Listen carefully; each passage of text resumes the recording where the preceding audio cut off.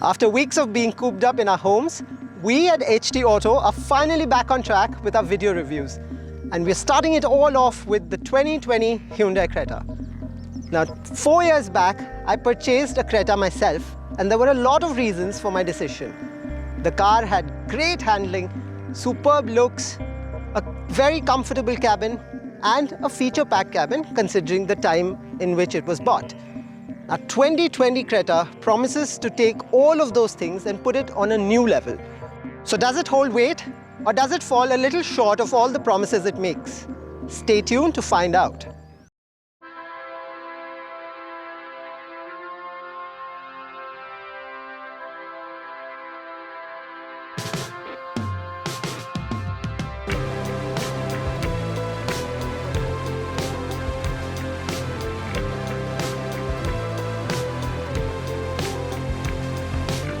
The new Creta is longer, it's wider, and it's got a longer wheelbase. And that's not just on paper, but it's very visible as well.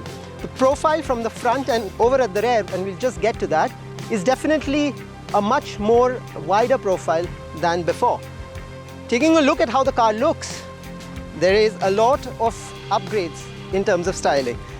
The grille is far more imposing now than it ever has been.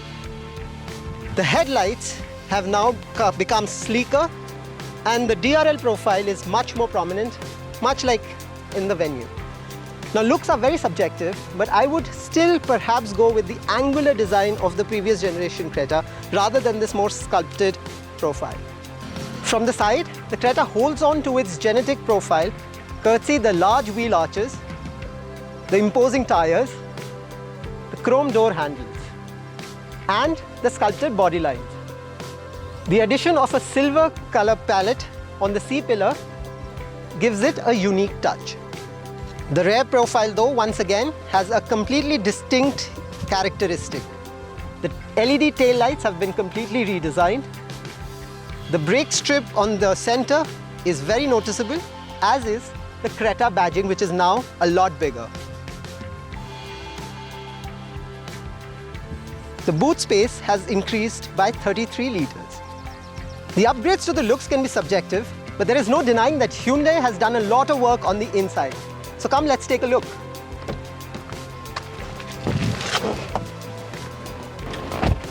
Now, the cabin of the Creta is not as flashy as that in the Seltos, but it's definitely several steps ahead of the preceding Creta model. The upholstered leather seats are a fantastic addition, and the front two seats are ventilated. There is a 10.1-inch infotainment system which has all the bells and whistles, including controls for the Bose audio system that's all around the car. There is also a voice-activated advanced BlueLink 1.5 technology inside the car, and the main highlight of this is voice activation. So for example, how can I help you? Close sunroof.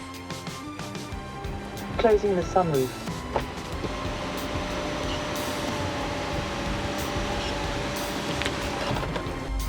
Surprisingly, one command that the system could not recognize is, how can I help you? Where is the nearest Hyundai workshop? Sorry, I didn't understand you. Please try your command again after the beep. Where is the nearest Hyundai showroom? I still didn't understand you. Please try your command again after the beep. Where is the nearest car repair workshop? I still can't understand you. Please make sure your window is closed to minimize cabin noise, then press the speak button to try again. There is also a segment first 7-inch MID display for the driver, which gives you all the statistics about the car and what you need to take care of. The front air vents have been given a redesign and now have a more vertical visual appeal. The rear AC vents are not a new addition, but what is existing on the handrest are controls for the air purifier system. The air purifier system can also be controlled through the main infotainment panel.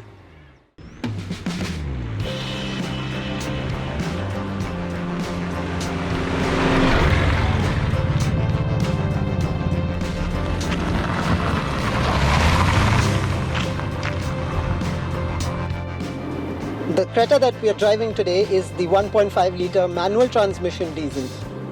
Did you know that 55% of all the bookings made for the new 2020 Creta have been for the diesel one? Considering that diesel's popularity in the country is dwindling and the soaring prices, that's actually saying something about the diesel engine that the Creta has on offer.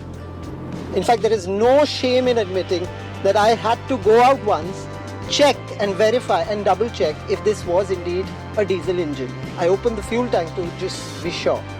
There is a reason why, because the engine is absolutely refined. There is hardly any of that typical diesel grunt from the engine seeping into the cabin. On the outside, of course, you can make out that this is a diesel engine, but it's a very refined one and a very capable one.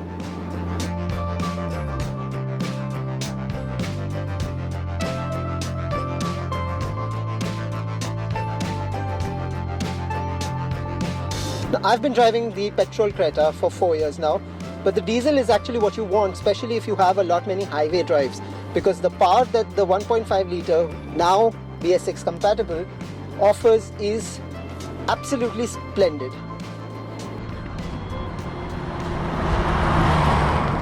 The steering wheel setup on the Creta is similar to the preceding model, which is good because it's nicely weighted. It's not as light as some of the Hyundai cars have been traditionally and been blasted for it as well. So it's reassuring even on the highways for the Creta to be driven. Two qualities in the new Creta are even better than they were before. And mind you, before, the Creta was fantastic too in terms of NVH levels and ride quality. The car manages to handle bumps and speed breakers with confidence. The suspension setup on the Creta is slightly on the softer side, which means absolutely large road craters would be a bit of a problem, but for most parts the Creta suspension handles everything that's thrown at it in regular conditions.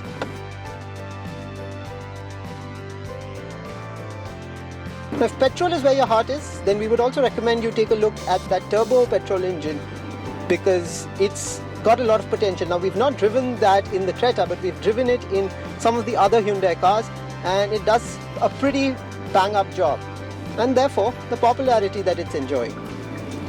For most parts though, the diesel engine is the raw mean machine.